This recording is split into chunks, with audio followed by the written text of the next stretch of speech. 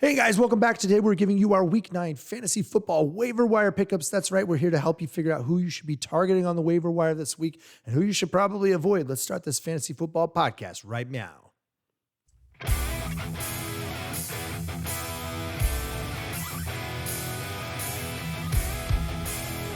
Hey everyone, welcome to the Fantasy Football Upside. I am Justin, that is Kyle. Thanks for dropping by our Fantasy Football Podcast and YouTube channel. We appreciate it. We had to take a couple little episodes off there just to get resettled. We got a lot of stuff going on, but we're back for that upside information for you all. So thanks for hanging out with us. But every week, man, we do this. We give you the players you need to target on the waiver wire, and that's what we're going to do for you today for Week 9. Holy crap, it's Week 9 already. It's gone fast, man.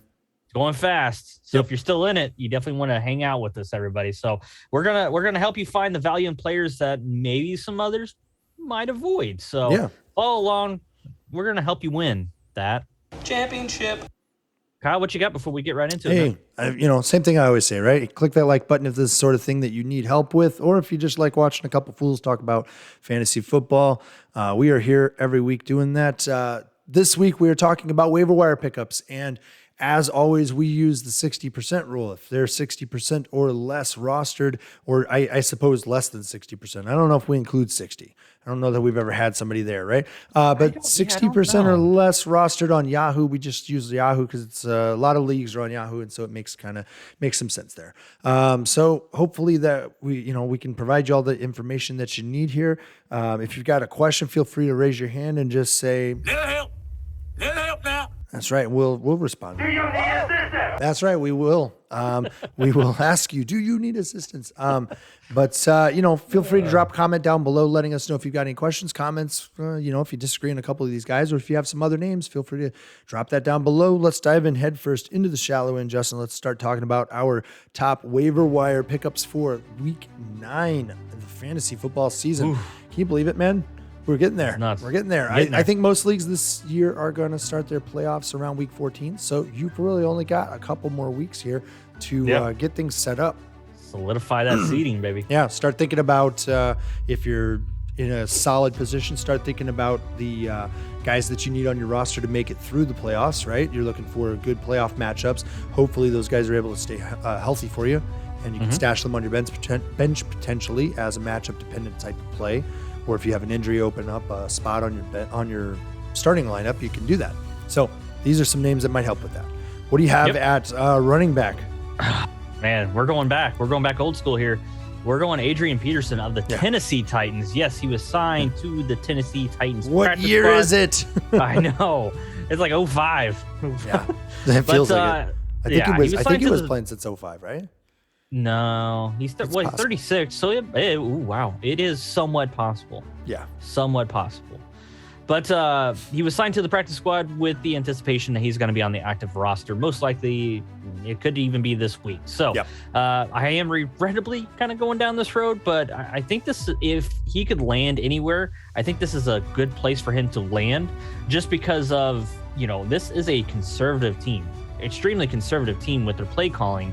And granted, they did this because of who they had at running back, and Derrick Henry, who was out for multiple weeks. Could be the year. They're still kind of being optimistic, Kyle. I think I've seen 6 to 10 weeks, and I've seen people know he's out for the whole. I think the metric was 6 to 10, but they said 6 is really optimistic. 8 is probably like a safer number to guess. I mean, split the difference, right? So right. But, once again, this is a very conservative play calling, as in they run it a lot.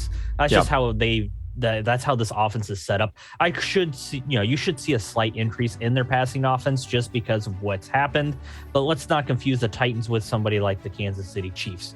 Their bread and butter is running the ball. So AP will get some of that first down and second down work, as well as the goal line work is what I'm looking for.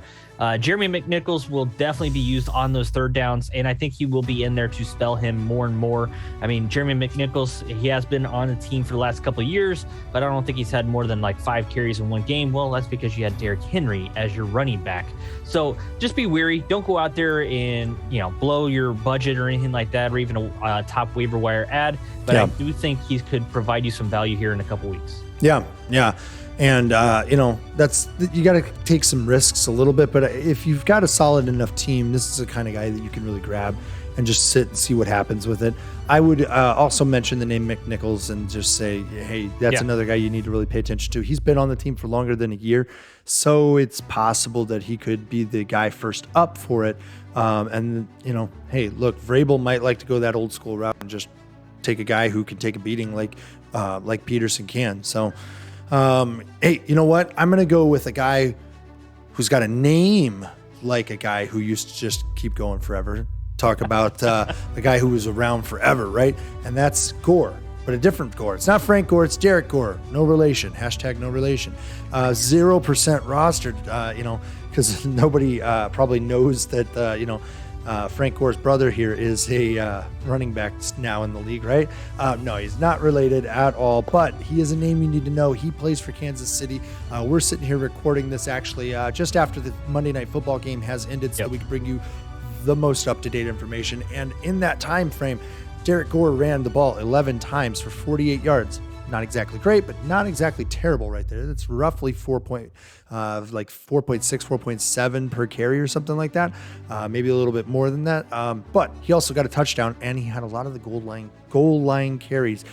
So that is upside right there.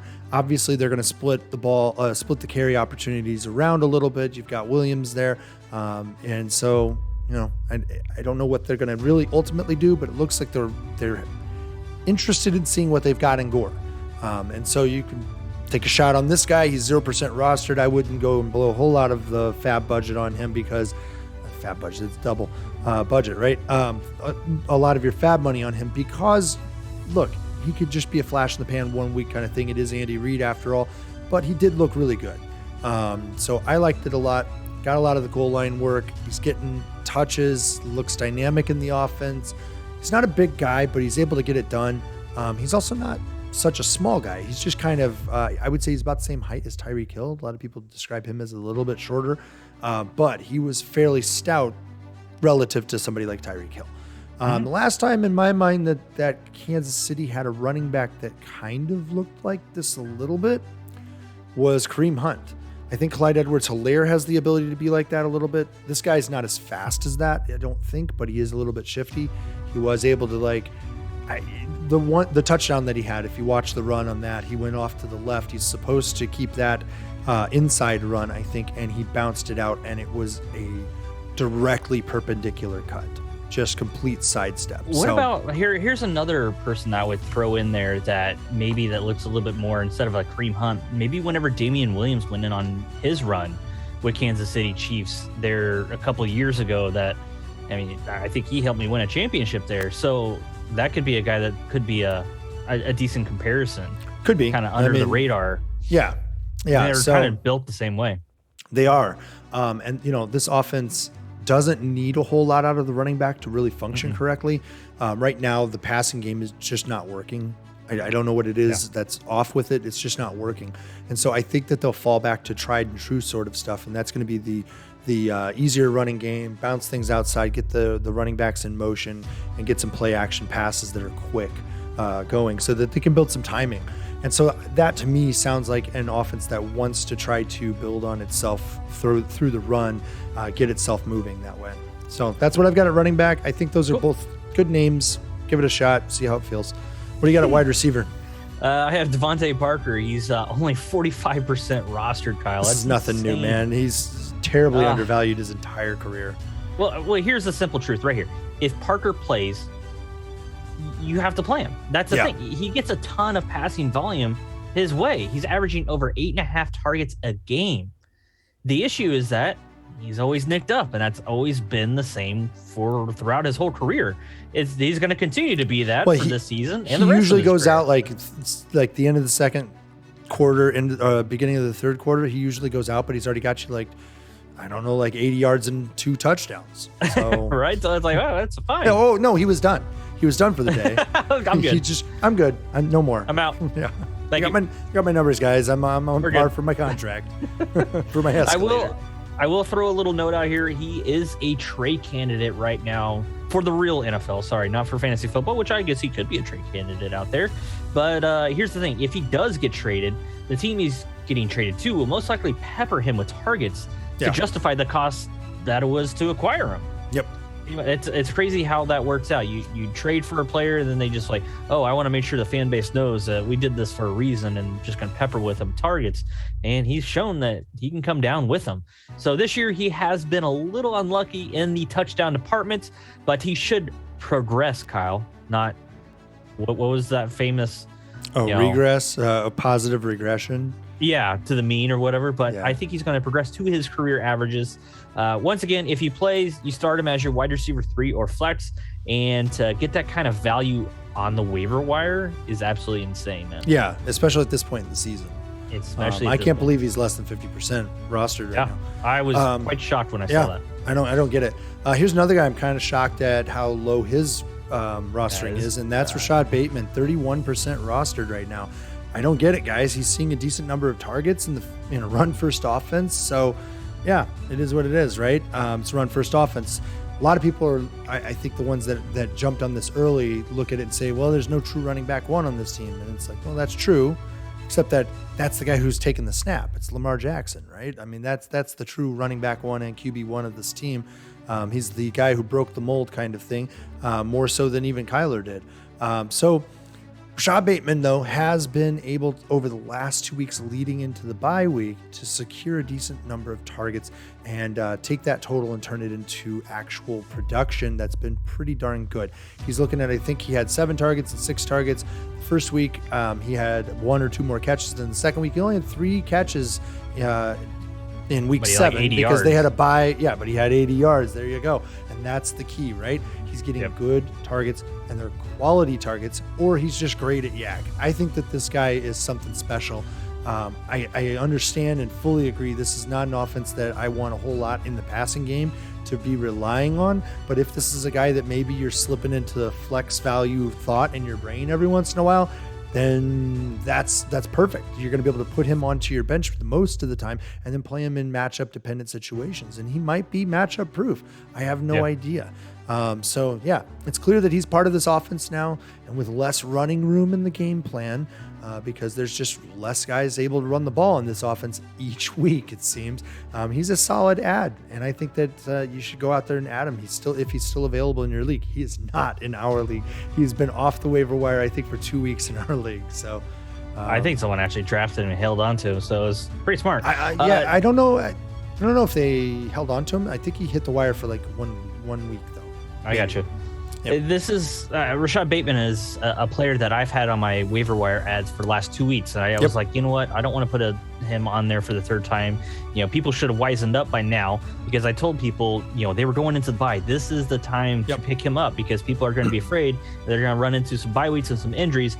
Take advantage of that. So hopefully you did that. If not, let's see if you still got a chance at picking up a great wide receiver in Rashod Bateman, who I think could take over that wide receiver 1 role from Hollywood Brown, just because you don't know how long Hollywood Brown's going to hold up. Well, he's actually made Brown better. He's opened up Brown a little bit more.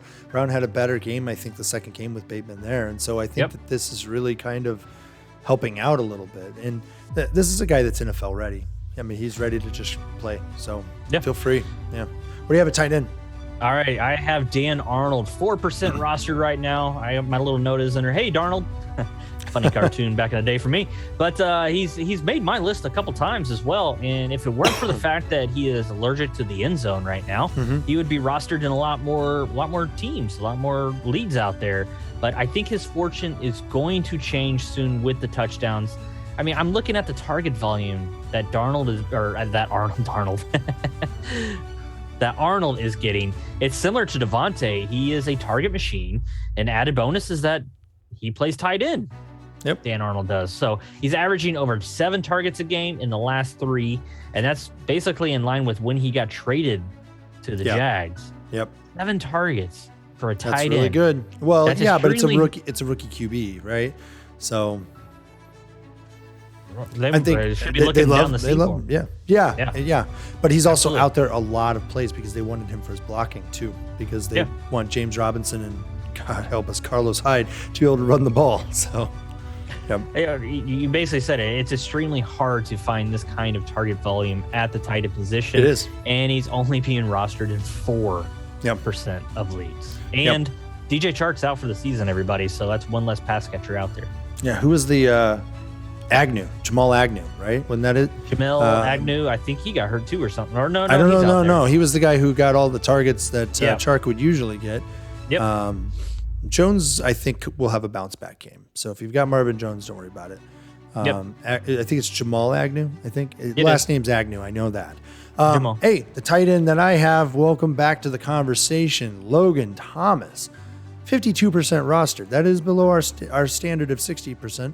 It is still, though, slightly above 50%, which is surprising that it's even close to 50%. I am very surprised because I think what happened here is that he got dropped in a lot of leagues because he went on IR. It wasn't a definite amount of time for a lot of people, but he's going to be back after about 4 weeks out because it coincides with the bye. And I think this is the time to grab him here. They've got a week 9 bye. So I think that he's going to be ready to go coming out of the bye week. It looks, all signs are kind of pointing that direction. You don't go sign Jace Sternberger unless you planned on having your tight end 1 back because he isn't going to be it. So why did he get dropped in so many leagues going into a short-term IR? Well, it's because too many leagues don't have IR spots. 1, so get out of there and get those IR spots. But 2, there's a lot of bye week apocalypse stuff going on the last 2 weeks. It's been really rough for a lot of teams. And so I think that the tight end spot was seen as it's really not that different. Like top to bottom, the value is really not all that different going on right now. And it truly isn't. Without Kelsey performing at such a high level, without Waller performing at such a high level, Andrews, there is no hallmark guy. There is no guy that's just far and away better than anybody else in the tight end position. And so Logan Thomas, Kelsey, man. Yeah. Jesus. Yeah. Logan Thomas, though, is one of those guys that could be in that conversation. If he comes back healthy, he could make a run for you in the playoffs. Really, he truly could. This could be one of those guys that could really change it for you at the playoff time. So if he's on your wire, pick him up because he will be eligible, I believe, to come back the following. I think he opens up his eligibility during their bye week, and then they can slot him in. I think it's at the beginning of their bye week, and so they'll be able to slot him in, get him practicing, get him up and going in time to be able to play in week 10. So this is going to be a grab and stash, and then just see where it goes from there. He won't be back this week, like I said, because of their bye, but he should be back on week 10. His absence, not too coincidentally, runs fairly parallel to Heineke's fall to below average. This is something I kind of noted, was that the first week that Logan Thomas was gone was the last week that Heinicke was a startable QB. He hasn't put up a week since then. So put a little star there next to Heinicke's name, because when Logan Thomas comes back, maybe Heinicke is a guy that you can throw out there. I don't know. Maybe he's a playoff guy for you that is fallback. Take a shot at it.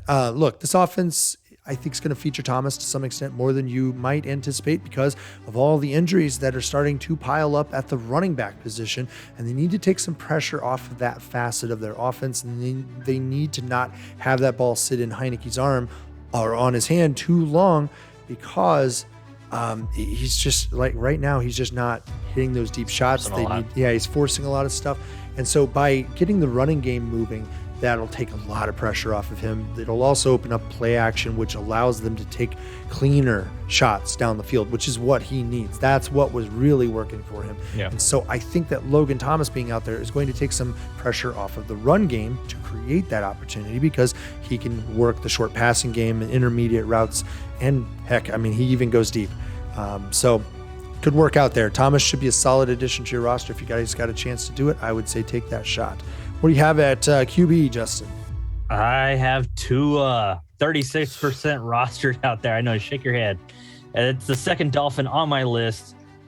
He's probably shaking your head right now. That's because he has some of the worst interceptions out there right now.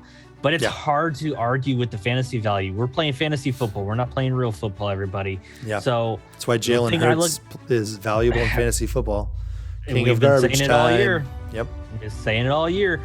Tua has thrown the ball on average 42 times the last 3 weeks. And one of those weeks, he was actually QB1, as in the number one quarterback in fantasy that week. He had 4 touchdowns. 2 weeks ago? Yep, you are correct. In London. He just needed to leave the country. That's all it is. Do they play in Mexico again this year? I don't know. But, you boys yeah. been to Mexico? Yeah. These snozberries taste like snozberries. But week 8, he left a lot of fantasy managers wanting more. But he was also going against a defense that was top 10 against opposing quarterbacks in the Buffalo Bills. It was week 7, like you were mentioning, that he had that number 1 finish. So week 8, he kind of fell back down to earth. But this week, the Dolphins are going up against the dumpster fire known as the Houston Texans. Come on down if you want some fantasy value, everybody. Yep. So Tua has also a healthier Devontae Parker that we've already talked about at his disposal, and also the electric rookie Jalen Waddle. So these are some decent weapons that he has. He also has a couple running backs back there to help him out as well. A little extra note here, Will Fuller is probably a week or 2 away from coming back, which could open up some more for the other guys, and then Will Fuller get hurt again or get a PED pop or something like that. You just never know with that guy. But in the interim, you run him out there to help Tua. So I have not during this whole time talked about the trade rumors with the quarterback from Houston, but I can't see a team like the Dolphins trading for a player that should and will get suspended by the league and have no idea how long that suspension will be or how much Houston is still asking. Yeah. It looks like, from what I've seen, the news reports lately, the most recent ones that we've seen as of this recording are saying that the Dolphins supposedly have backed out of the discussion. And so I think that they're going to stick with Tua and see what they can do from there.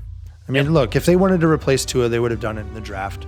They had 2 picks, I want to say, in the top 15 or something, and they chose not to do it. So they were both Houston's picks, I think. So... Yep. What you got a quarterback, man? All right, I've got Taysom Hill. That's right, that Taysom Hill, 2% roster. The old gym rat. He's 2% rostered. The old Packer, actually. He was on their team a couple preseasons ago, but he was 2% rostered right now. This is a grab and possibly stash here because he is in the concussion protocol as of the most recent reporting that I've seen on this. And in his absence, it looks like Trevor Siemian is going to be starting, but that will only be, I think, about 1 week at most, if that even occurs. Look, Sean Payton is more than comfortable with Hill behind center, even if it destroys Alvin Kamara's value, right? I mean, it just absolutely obliterates it because he never, ever throws the ball to the running back, it seems. And it's not so much that the running opportunities disappear for Kamara, it's that an entire facet of the game for him disappears, which is the receiving game. And so his value immediately drops in half. It's pretty sick. So look, in my opinion, Hill was never really actually close to winning this job from Jameis Winston over the summer, despite what was being said. We were both kind of Team Winston there, just because we thought that it was his job to lose, and he didn't. So don't expect Taysom Hill to come out there and blow the doors off with this offense. It's just not going to happen. He is a good fantasy football running QB because he's a running QB to some extent. And they design a lot of runs for him. But when they sit him back there and try to get him to be a pocket passer, it doesn't work out as greatly as it could. So you can expect that he'll be able to get a good floor for you, I think, based on that running ability. But I would say that you are somewhat hampered on the ceiling side of things. That is a little bit less than optimal there. So he's probably best suited, in my mind, as a bye week fill-in or maybe as an injury sub for you if you've, just kind of had your the QB position obliterated. Maybe you had Russell Wilson. And you're still searching for a guy. This is the guy that you could go out there and grab and hope for something out of. Maybe it'll be enough to salvage your season. Again, at the QB position, you're not looking to win every week there. What you're trying to do is just make sure that you maintain a good, healthy number somewhere in the QB1 territory. Really, that's what it is that you want. Yeah. So, all right, guys, that's going to do it. You have anything else to add? That's it, man. All right, that's all of our waiver wire pickups for the fantasy football week 9. So hopefully we can help you here with, again, coming up on some trade deadlines in most leagues, I think, here in the second, maybe third week of November. I think most leagues are going to have their trade deadline, probably second week. So if you have any questions about trades that you're considering, that you might want to make an offer on, or you should whether you should accept it or not, or any sort of complicated questions, feel free to hit us up on Twitter with those questions, or drop a comment down below. You can get us on Twitter at FFB_upside, or at Kyle_the upside, or at JW_the upside, and you can talk to us there directly. We don't have any social media managers, guys. It's just us. Just a couple fools with a Twitter. All right, guys, that's going to do it, like I said, for week 9. Hopefully that helped. We'll see you next time. Bye. See you.